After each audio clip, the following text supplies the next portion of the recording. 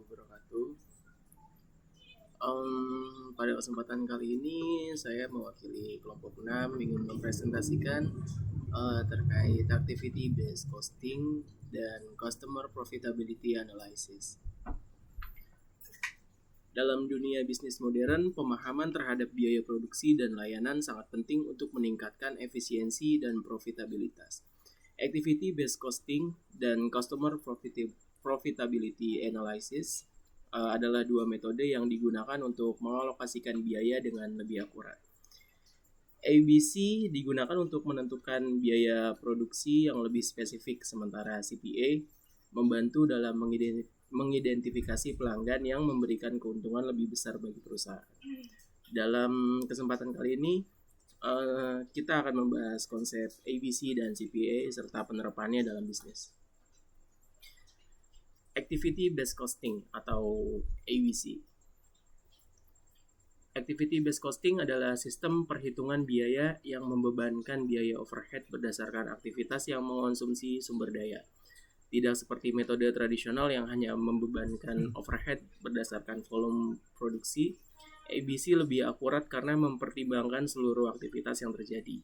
Activity based costing membantu perusahaan memahami biaya produksi yang sebenarnya sehingga dapat menentukan harga yang lebih kompetitif dan efisien. Mengapa activity based costing perlu dilakukan? Metode perhitungan biaya tradisional seringkali tidak mencerminkan penggunaan sumber daya secara akurat.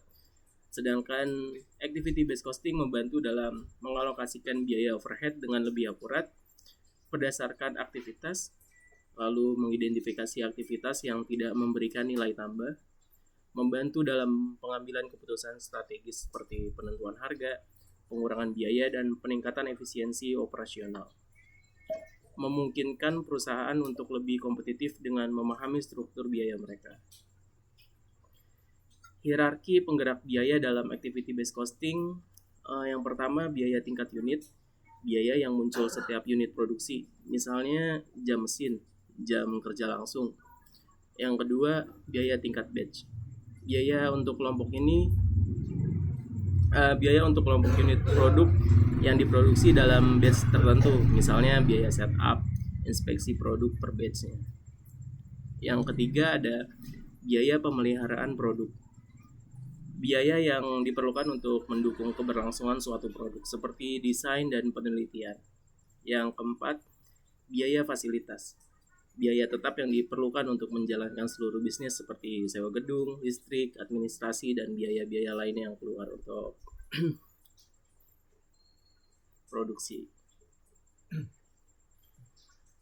Lalu komponen utama activity based costing, yang pertama ada kelompok activities, semua aktivitas yang terjadi dalam produksi atau layanan seperti pemrosesan pesanan, inspeksi, atau penyimpanan barang. Lalu ada costful activities, kelompok biaya yang terkait dengan aktivitas tertentu seperti biaya perbaikan mesin atau biaya logistik. Lalu ada driver activities, faktor yang menentukan seberapa besar suatu aktivitas mengonsumsi sumber daya seperti jumlah jam kerja karyawan atau jumlah unit yang diproduksi. Lalu ada measure activities, ukuran kuantitatif dari aktivitas yang dilakukan, misalnya jumlah setup mesin per produk. Berikut proses implementasi activity based costing. Identifikasi aktivitas utama dalam proses produksi atau layanan. Yang kedua, tentukan biaya yang terkait dengan setiap aktivitas. Lalu mengidentifikasi pemicu biaya yang mempengaruhi aktivitas tersebut. Yang keempat, mengalokasikan biaya ke produk atau layanan berdasarkan penggunaan aktivitas. Yang terakhir, menggunakan informasi yang diperoleh untuk meningkatkan efisiensi dan strategis bisnis. Contoh penerapan ABC ada beberapa studi kasus pada perusahaan manufaktur yang memproduksi dua jenis produk. Metode tradisional mengalokasikan overhead berdasarkan jam kerja langsung, menghasilkan biaya yang kurang akurat. Sedangkan activity based costing mengalokasikan overhead berdasarkan jumlah pengaturan mesin dan pengujian. Hasilnya menunjukkan perbedaan signifikan dalam profitabilitas antara produk yang berbeda. Oke, next ada customer profitability analysis atau CPA. CPA adalah metode analisis yang digunakan untuk menentukan seberapa menguntungkan setiap pelanggan bagi perusahaan. Dibanding hanya melihat total pendapatan dari pelanggan, Customer Profitability Analysis ini mempertimbangkan biaya yang terkait dengan melayani setiap pelanggan. Dengan CPA, perusahaan dapat mengidentifikasi pelanggan yang benar-benar memberikan keuntungan dan mengembangkan strategi untuk meningkatkan nilai pelanggan. Rumus Customer Profitability Analysis yaitu pendapatan pelanggan dikurangi dengan seluruh biaya dalam melayani pelanggan. Pendapatan dihitung dari total penjualan yang dihasilkan oleh pelanggan tertentu. Biaya yang diperhitungkan meliputi biaya produksi, pengiriman, biaya layanan pelanggan, pemasaran, serta biaya administrasi. Manfaat Customer Profitability Analysis bagi perusahaan. Yang pertama, mengidentifikasi pelanggan yang menguntungkan. Perusahaan dapat fokus pada pelanggan dengan margin yang lebih tinggi. Maksudnya. Mengurangi biaya layanan pelanggan yang tidak efisien. Untuk mengetahui pelanggan yang menyebabkan biaya tinggi, kemungkinan perbaikan strategi layanan. Yang ketiga, mengembangkan strategi pemasaran yang lebih efektif. Menargetkan pelanggan dengan nilai tertinggi dan mengurangi insentif bagi pelanggan yang kurang menguntungkan untuk perusahaan. Yang terakhir, meningkatkan efisiensi sumber daya, mengalokasikan tenaga kerja dan modal dengan lebih baik berdasarkan profitabilitas pelanggan. Langkah-langkah yang dapat dilakukan dalam analisis CPA. Yang pertama, menentukan tujuan analisis. Apakah CPA digunakan untuk meningkatkan profitabilitas atau efisiensi operasional, lalu mengumpulkan data pelanggan meliputi volume transaksi, frekuensi pembelian, dan harga yang dibayarkan. Lalu yang ketiga, mengidentifikasi biaya layanan pelanggan, biaya produksi, pengiriman, pemasaran, biaya layanan pelanggan, dan administrasi.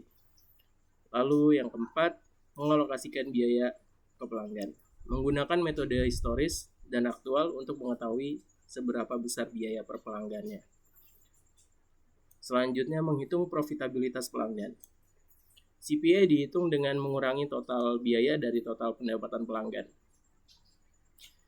Melakukan segmentasi pelanggan, mengklasifikasikan pelanggan berdasarkan tingkat profitabilitas mereka. Yang terakhir, menganalisis hasil dan menentukan strategi peningkatan. Memutuskan apakah akan meningkatkan layanan pelanggan menguntungkan atau justru mengurangi biaya layanan pelanggan yang tidak menguntungkan. Oke, kesimpulan dari presentasi kali ini, activity based costing memberikan pemahaman yang lebih baik tentang alokasi biaya berdasarkan aktivitas, memungkinkan keputusan strategis yang lebih baik. Sedangkan CPA membantu mengidentifikasi pelanggan yang benar-benar menguntungkan bagi perusahaan. Kombinasi kedua metode ini meningkatkan efisiensi biaya dan membantu perusahaan mengambil keputusan berbasis data. Dengan memahami profitabilitas produk dan pelanggan, perusahaan dapat meningkatkan strategi pemasaran dan operasional mereka. Mungkin itu saja yang dapat kami sampaikan untuk kesempatan kali ini. Untuk kurang lebihnya, saya ucapkan maaf dan terima kasih.